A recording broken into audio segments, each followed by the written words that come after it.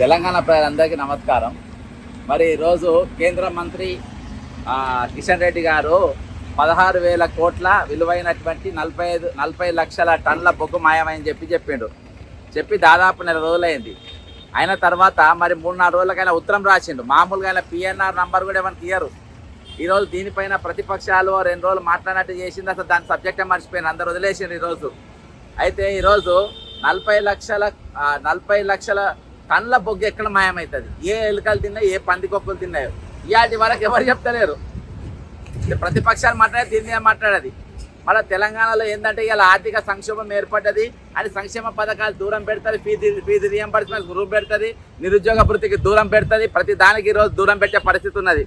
కానీ ఈరోజు మరి ఇంత బొగ్గు మాయమే 16,000 కోట్ల బొగ్గు మాయమైన ఈరోజు ఎవరెందుకు మాట్లాడతలేరు, ఎవరెందుకు సైలెంట్గా ఉన్నారు? అయితే ఈరోజు దీనిపైన మళ్ళీ 3 రోజుల తర్వాత మాట మార్చిన కేంద్ర మంత్రి కిషన్ రెడ్డి గారు మరి అది చిన్న విషయం అని 16,000 కోట్ల బొగ్గు చిన్న విషయమా? 40 లక్షల టన్నుల బొగ్గు మాయమైతే చిన్న విషయమా? చెప్పండి. ఆ చిన్న విషయం ఎట్లయితే చెప్పండి. 100 రూపాయలు పోతేనే ఈరోజు తీసుకుపోయి 100 రూపాయల దొంగతనం చేస్తేనే సిసిఎస్ వేసి కొట్టి జైలుకు పంపుతారు. అసలు 16,000 కోట్లు బొగ్గు చిన్న విషయం ఎట్లయితే కిషన్ రెడ్డి గారు నాకు అర్థం కాలే. 40 లక్షల బొగ్గు ఎట్లా టన్నుల బొగ్గు ఎట్లా చిన్న విషయం అవుతుంది? కాబట్టి ఈరోజు సింగరేణి అదే బొగ్గు షార్టేజ్తో ఉన్నదని చెప్పి నా ఫోన్లు చేసిన అక్కడికి వెళ్ళి. దీనిపైన ఈరోజు నేను సింగరేణి కాలరీస్ కంపెనీ లిమిటెడ్కి సంబంధించిన చీఫ్ విజిలెన్స్ ఆఫీసర్ గారికి మరి నేను ఫిర్యాదు ఇవ్వడం జరిగింది. మరి దీనిపైన సమగ్రంగా ఎంక్వైరీ చేయాలని ఈ ఎంక్వైరీ కోసమే కిషన్ రెడ్డి గారు లెటర్ రాశారు. దీనిపైన ఎంక్వైరీ చేయాలని చెప్పేసి కిషన్ రెడ్డి గారు ముఖ్యమంత్రి రేవంత్ రెడ్డి గారికి ఉత్తరం రాశారు. కానీ తర్వాత 2 రోజులు అయినాక లేదు ఆ చిన్న విషయం అని చెప్పేసి కొట్టిపాడేసారు. తర్వాత ఇంకా 2 రోజులైన తర్వాత ముఖ్యమంత్రి రేవంత్ రెడ్డి గారు మరి ఎక్కడ నల్గొండ మీటింగ్లో అసలు బొగ్గు స్కామే జరగలేదని చెప్పి మళ్ళీ ఆయన ఇంకో స్టేట్మెంట్ ఇస్తారు. అంటే ఏంది అంటే 16,000 కోట్ల రూపాయలు మీరు అందరు పంచుకున్నారా? 40 లక్షల బొగ్గు టన్నుల బొగ్గు మీరు అందరు పంచుకున్నారా? ఇదంతా సిండికేటా? ఈరోజు దీని మీద ఇక్కడికి టీఆర్ఎస్ ఎందుకు రాలేదు, బీజేపీ ఎందుకు రాలేదు, మేధావులు ఎందుకు రాలేదు, యూనియన్ లీడర్ ఎందుకు రాలేదు?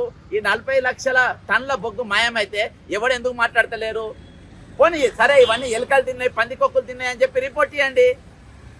ఇవాళ నేను ఇక్కడ కలవనికి వస్తే నేను ఆల్రెడీ వచ్చినా అని చెప్పి ఇంతమంది వ్యవహారం ఏమేమి కనబడుతుంది మనం అందరం చూస్తున్నాం. వెనుక ఆల్రెడీ పైన పెద్ద మనిషి ఫోన్ పోయినట్టుంది. నాకు అపాయింట్మెంట్ ఇస్తే వాళ్ళ నౌకర్లు పోతాయి. అర్థమైందా? నాకు అపాయింట్మెంట్ ఇస్తే వాళ్ళ నౌకర్లు పోతాయి. కానీ ఈరోజు ఇది వాస్తవమా కాదా? దీనిపైన ఎవరెందుకు మాట్లాడతలేరు? ఇక్కడ ధర్నాలు చేయాలన్నా వద్దా, ఇక్కడ రస్తారోకాలు చేయాలన్నా వద్దా? కామెంట్ చేయండి. మీరు తెలంగాణ ప్రజల మీరు కామెంట్ చేయండి. ఈరోజు సింగరేణి పరివాహక ప్రాంతంలో, గోదావరి పరివాహక ప్రాంతంలో ఈరోజు ఉన్నటువంటి సింగరేణి కాలరీకి సంబంధించిన ఆదిలాబాద్ కానీ, లేకుంటే పెద్దపల్లి కానీ, ఆసిఫాబాద్ కానీ, ఈరోజు గోదావరి కానీ ఇల్లందు కానీ, కొత్తగూడెం కానీ మీ అందరిని అడుగుతున్నా ఈరోజు ఈ బొగ్గు మాయమైందా లేదా? ఈ బొగ్గు ఎక్కడికి పోయింది? ఇవాళ సింగరేణిలో బొగ్గు షార్టేజ్ ఉందా లేదా? ఇవాళ ఇది 16,000 కోట్ల స్కామ్ చిన్న విషయమా? ఇది 40 లక్షల బొగ్గు మాయమైతే చిన్న విషయమా? ఈరోజు దీనిపైన ఎందుకు అందరు మౌనంగా ఉంటున్నారు? ఎవరు ఎందుకు మాట్లాడతలేరు? ఈరోజు దీనిపైన 16,000 కోట్లతో ఎన్ని పథకాలు వస్తాయి, ఎన్ని దవాఖానలు వస్తాయి, ఎన్ని స్కూళ్ళు వస్తాయి, ఎన్ని హాస్పిటళ్ళు వస్తాయి, ఎంత పేదరిక నిర్మూలన అవుతాయి, పేదోళ్ళకి ఎంత ఉపయోగపడతాయి? మరి మొత్తం ఎవరిళ్ళల్లో పోయింది? ఈరోజు ఇంత పెద్ద స్కామ్ నడుస్తూ ఉంటే ఎవరు మాట్లాడరేంటి? తెలంగాణ గొడ్డుపోయిందా? తెలంగాణ మాట్లాడటం లేరా? కాబట్టి ఈరోజు దీని మీద బట్టి విక్రమార్క గారు మరి ఇది సంబంధించిన బట్టి విక్రమార్క గారు ఇంకో స్టేట్మెంట్ ఇస్తారు. అసలు సమస్య లేదా, బొగ్గే పోలేదు, అనవసరంగా రాద్ధాంతం చేస్తుండ్రు అని చెప్పి.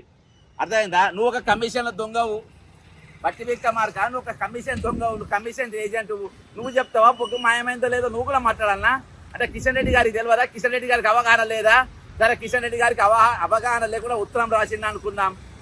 మరి ఉత్తరం రాసినప్పుడు 40 లక్షల టన్నుల బొగ్గు మాయమైందని చెప్పి ఏ యూనియన్లు నీకు చెప్పి ఫిర్యాదు ఇచ్చిన చెప్పండి. కిషన్ రెడ్డి గారు అంటుండ్రు కదా, నాకు కొంతమంది యూనియన్ లీడర్లు ప్రతిపక్షాలు చెప్పినాయి కాబట్టి నేను ఉత్తరం రాసిన అని అంటారు.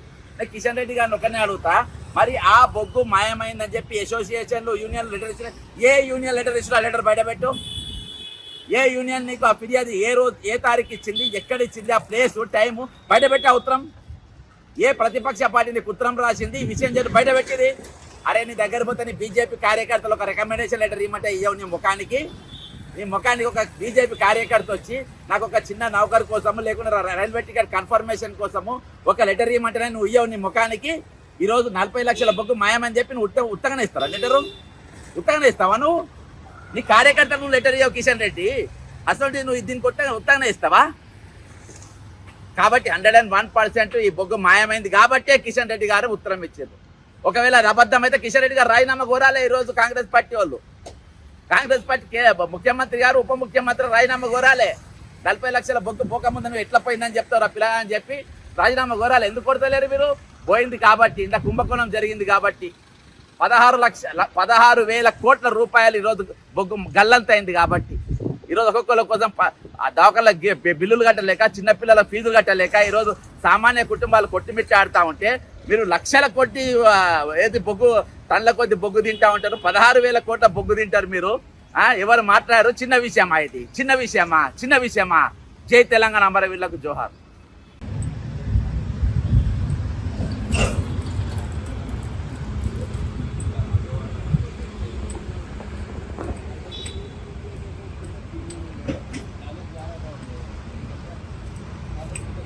రైట్ సైడ్ రా అన్న ఇటు సైడ్ రండి.